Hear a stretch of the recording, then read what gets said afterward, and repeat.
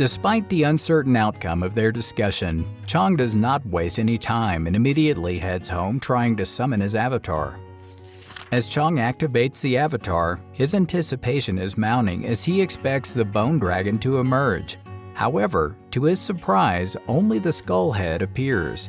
Despite this, he is determined to master the mana stream, an energy that requires precision and control.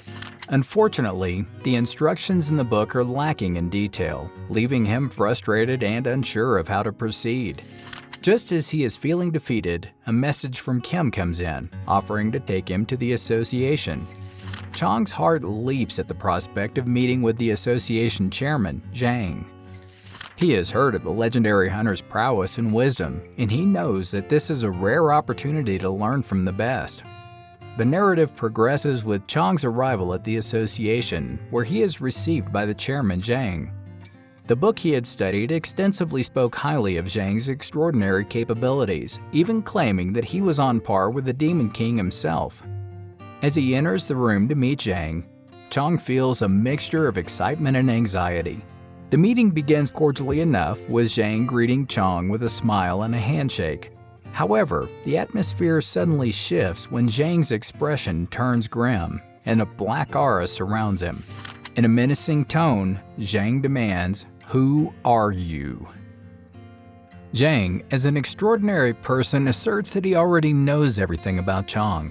He acknowledges Chong's remarkable development after awakening, which impresses him greatly. However, Zhang's line of questioning takes a turn when he asks Chong about the circumstances surrounding his son's death. Chong explains that he acted in self-defense as his son had attempted to kill him, leaving him no other choice. Despite Chong's justification, Zhang remains unconvinced and presses on, asking him whether he truly believes he is innocent of any wrongdoing. After all, it doesn't violate the existing rules.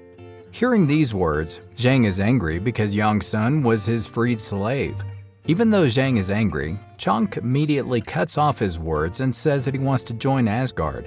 Here, during this, Zhang doesn't get angry and asks to join. But before that, Zhang asks why Chong wants to join Asgard. Chong replies that Asgard's vision and mission to save humans interests him. Chong here is also a little bit fishing by saying that he is Odin, the king of Asgard. Hearing this, Zhang becomes increasingly interested in Chong, who knows everything about himself and his goals. This doesn't make Zhang angry because his curiosity about Chong makes him obsessed with him. "And don't ask if you know about my eyes, of course," Chong replies that he knows that his eyes are the eye of truth. Knowing this, Zhang becomes increasingly obsessed with Chong and allows him to join Asgard. But Zhang doesn't let Chong get in for free, and instead gives him some entrance exams to test whether he fits into the Asgard group. These tests will be faced by Chong during the Raid Gate in London, which is where this activity will be carried out in a moment. So, Zhang here asks Chong to be prepared for the raid. Before leaving, Zhang uses the mental restriction ability, which silences Chong so he doesn't tell the secret of Zhang to other people. However, it seems that his ability does not affect Chong. This is because from the start, he already knows that Zhang will use that ability to silence his mouth. Not long after being at the cafe, Chang finally comes after several days and agrees to meet here to discuss something. At this meeting, Chong tells the reason why Zhang didn't kill him, even though he knows of his identity. It is that Zhang doesn't think that he is a threat. Finding this, Chang is very sad because it turns out that he is nobody. And the second reason Chong asks Chang there is to join him.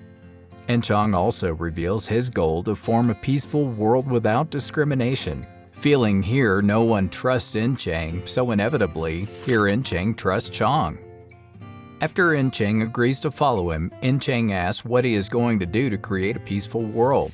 Before saying this, Chong asks what item Chang got from the sponsor at the gate of Lin River. Here, because Chang trusts Chong, she tells him that the item he got is Bloodstone from Ming Chong's sponsor named Prince Charming. Upon hearing this, Chong is very happy because his suspicions are correct, that Chang has obtained the Bloodstone from the beginning. Chong targets this side item to strengthen the immortal secret to be perfect, and coincidentally, Chang gives the item freely to him. even though if he uses the item it could make him stronger, but here Chang refuses and says that Chong knows more about the item, so it is better for him to play with it and be able to use the item to its fullest. Upon hearing this, Chong is very grateful and will make the most of this stone. After getting the Bloodstone, Chong immediately went to the blacksmith and asked the blacksmith to combine his and Chang's weapons to attach the Bloodstone. The blacksmiths who saw this item were very surprised and asked why Chong was able to get this very rare item. Of course, because there is only one Bloodstone, here Chong will break the Bloodstone into 2 parts so that it can be attached to the sword from Chang. Knowing this, the blacksmith was very surprised because he did not expect this rare stone to be separated and attached to the weapon, and because of this knowledge, the blacksmith will not charge Chong any money. One day later, it can be seen that Chong and Chang are doing a raid to try out their new swords and practice for the upcoming test. With the effects of Bloodstone, they can absorb blood from enemies and strengthen their weapons, and the stronger the sword against it will increase over time. Upon hearing this, Chang could not believe that her decision to give the item to Chong was the right decision.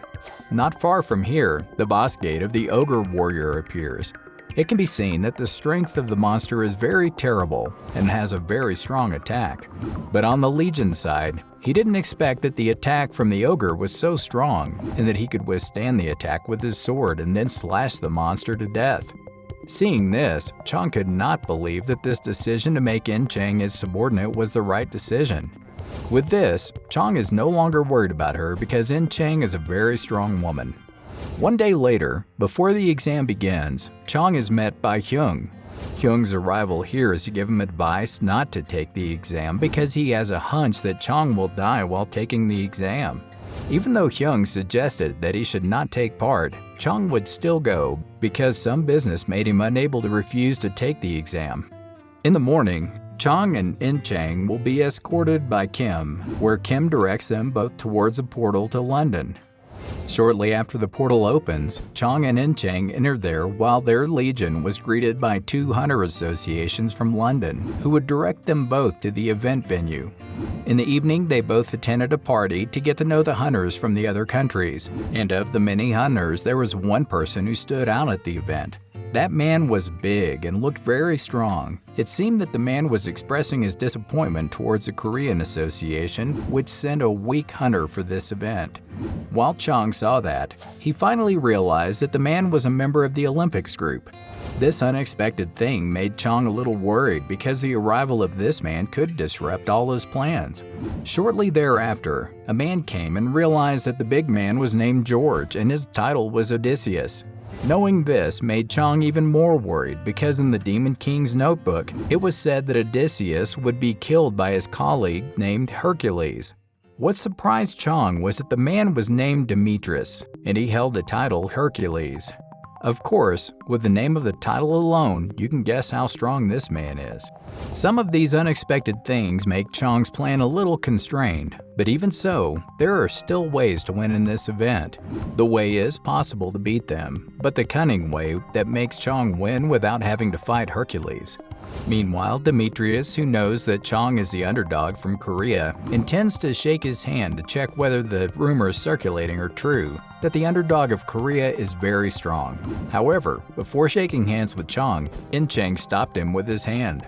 It's a shame what was done was a careless thing because the physical strength of the two of them was far in comparison, and as a result, Chang broke his bones because he couldn't withstand the counterattack from Demetrius. The next day, because there was no event, Chong and Chang will do a raid to increase their strength, but the main aim of the raid this time is Chong asking Chang to get the Ogre Killer title, which is the purpose of this exercise, to guard and anticipate attacks from Demetrius. While Chong's goals are different, where he will go inside and find an item that will lead him to victory. After explaining that, Chong went and asked Chang to be there soon. Chong returned and brought a large group of ogres so that Chang could kill them and get the title of Ogre Slayer. At first, Chang was a little hesitant, but this was an order from Chong, so she did it. Meanwhile, on the other hand, Chong will send his summons to help Chang if anything happens. Meanwhile, Chang fights. Chong will go deeper to find items to kill Hercules, and soon after, he found a monster that had the item. None other than to be able to get the item, Chong had to face a dungeon boss named Red-Eyed Ogre Mage. In Korea, it seems there was a commotion between Hyung and Zhang. It seemed that Hyung met and said that he did not accept Zhang's decision to send Chong there. Of course, the reason Hyung was against him was that in the battle, Hercules would be present. With the presence of Hercules, it is certain that Chong will not win and will not come back alive. Hearing that was very shocking because he didn't think that the Olympics group had betrayed him. Even though before the Olympics, it had been agreed that the Asgard team would win the pickle. This unexpected incident makes Zhang angry, and he will send people to help Chong with the reason that if Chong dies, then he will die. Out of curiosity, because here, who is still interested in everything, why does Chong know about secrets from him in Asgard? On the other hand, Chong is still fighting the boss. Over it, it can be seen that even though it has a very large body, the speed of the motorbike is very fast. And that made it difficult for Chong because in this raid, he didn't want to waste enough energy. However, because of this unexpected situation, he inevitably had to use his full abilities to defeat the monster. Of course, with his great strength, finally, Chong managed to subdue the monster and get the item he was looking for. In different places, we see the reason why Hercules could be here. It seems that he has violated the Olympic rules and intends to win this match. And here, George, who at first didn't want to get involved, couldn't help but help. Because since the first commotion made by Hercules, he was also blamed. And inevitably, after this match is over, the Olympic officials will severely punish them both for violating the agreement. We are in the direction of Chong, where on the day before the event starts, he takes time to go to the alchemy shop, where the goal is to smear the weapon with the red ore that was obtained before. And it just so happens that this place he is going to is one of the greatest blacksmiths in history who has the nickname Hephaestus.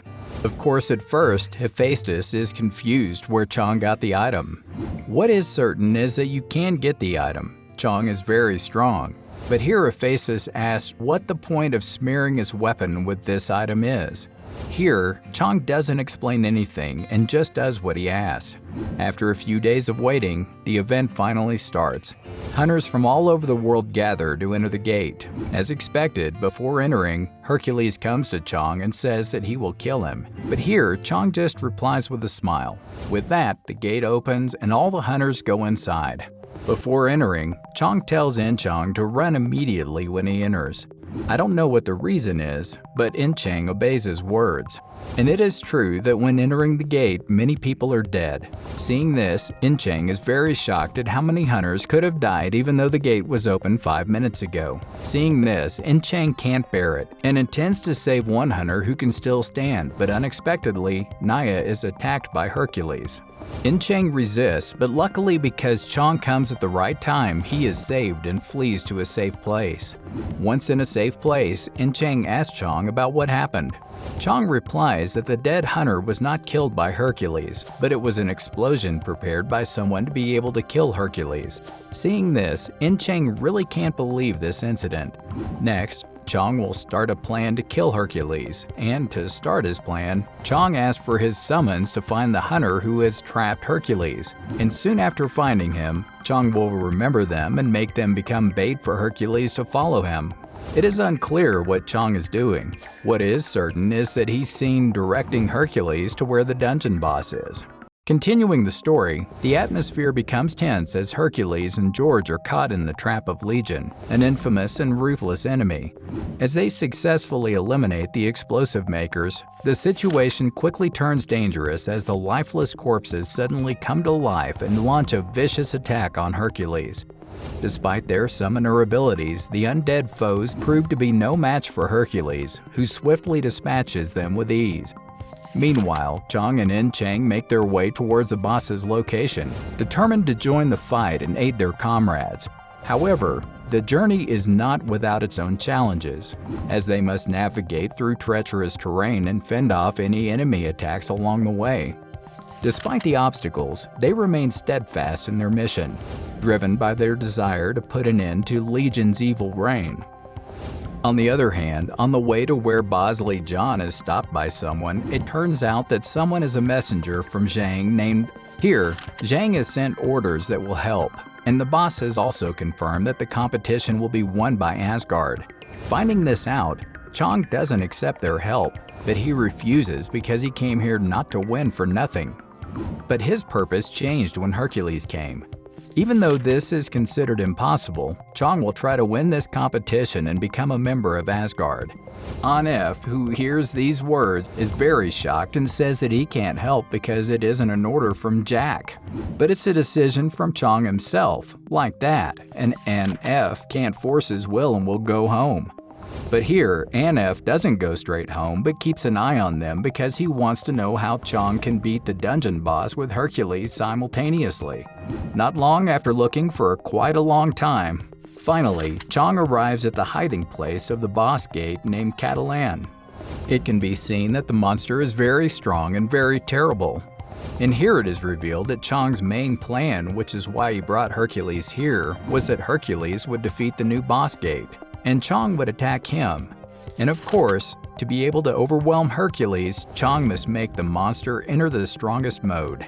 As soon as Hercules sets foot in the designated area, his keen senses alert him to a looming danger. Without warning, the group begins to tremble beneath his feet, and before he can react, a ferocious monster emerges from the depths of the earth, its eyes gleaming with malice. Hercules springs into action, meeting the monster's first attack with a powerful punch that sends it flying back several feet.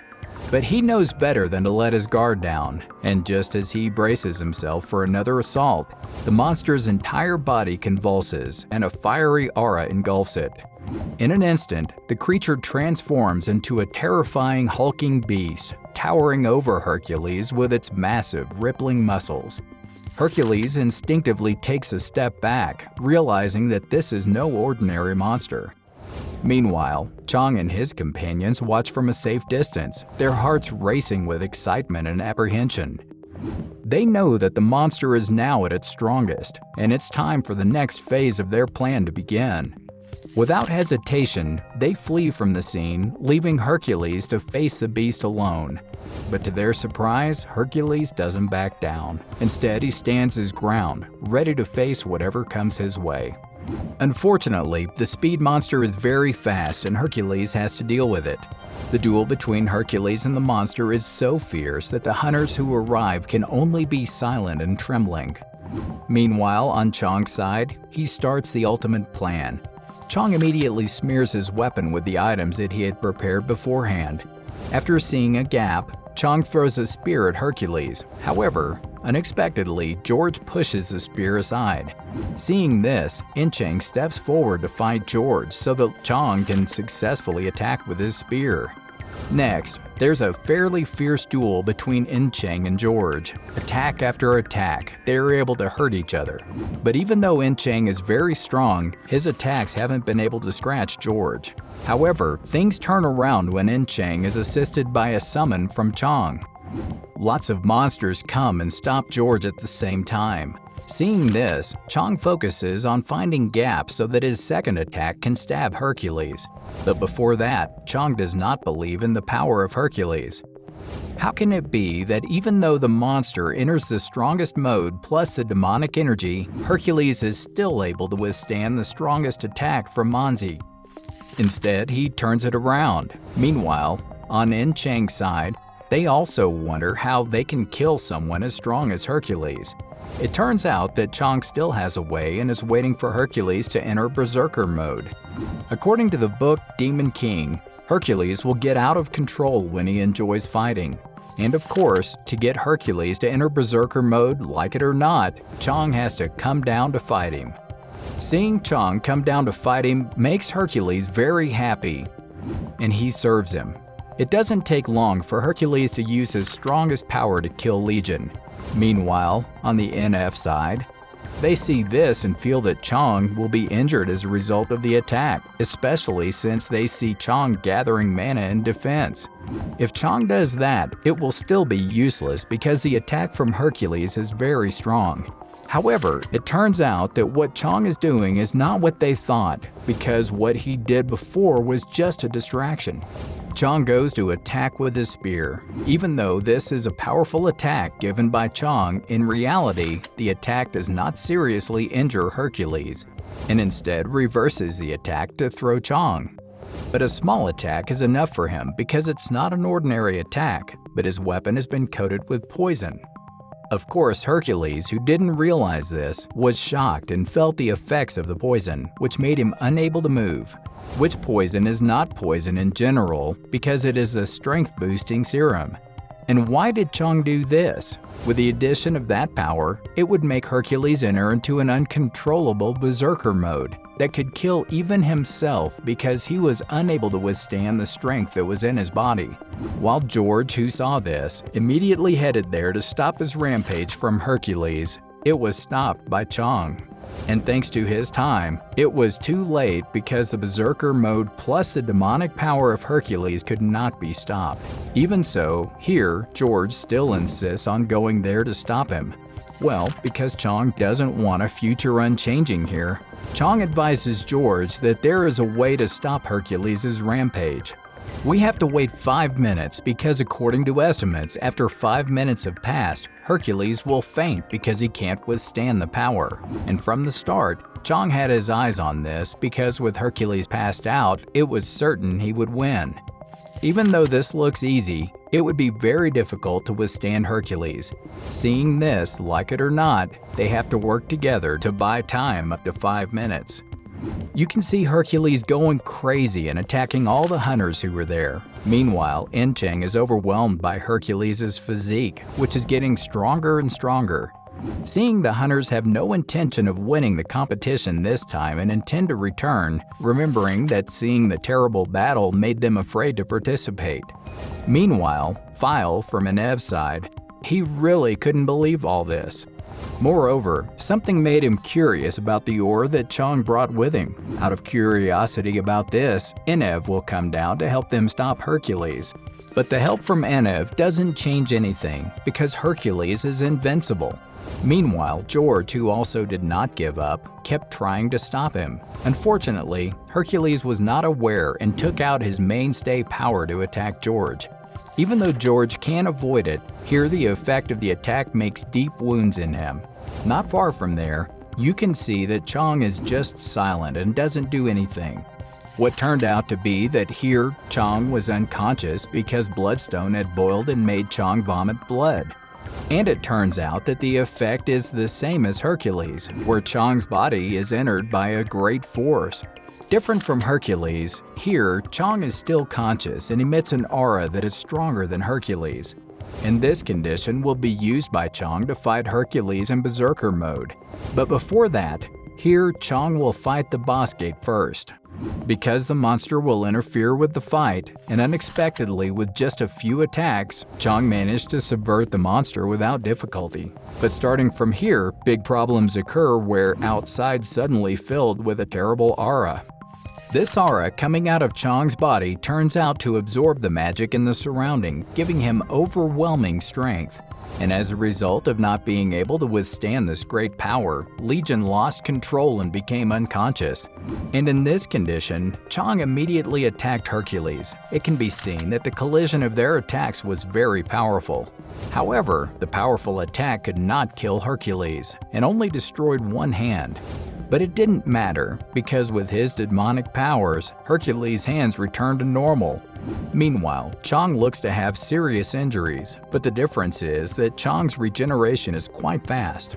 Seeing this, George couldn't believe why all this could be happening and what power Chong had. Next, the battle between Chong and Hercules continues. Seeing this terrible battle, you can only be silent and watch. And soon it was seen that Hercules was defeated by Chong, who managed to stab Hercules with his spear. But here, Chong is not satisfied and intends to kill Hercules, who is in a dying condition.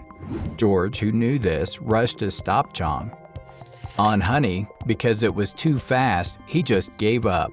And at the same time, suddenly Athena came and stopped the attack with her abilities. With her power, Athena managed to paralyze Chong. Here, Athena felt there was something dangerous about this man because for the first time, she didn't know that there was someone who could absorb natural mana in the entire dungeon. Feeling that this man was very dangerous, Athena decided to kill him. But it was stopped by Song-go, who came and said if she attacked him, then it would be a declaration of war on Asgard. Coupled with Enev, who also asked Athena not to kill Legion. With that, finally, Athena discouraged her intention and left. The panel then moves on to the palace, which is where Chong finally wakes up. Though there, Chong wakes up feeling all his bones shattered because of his previous strength. A few days passed, and it was seen that there was a meeting at the round table. You can see Song-gu there still trying to defend Chong from being executed.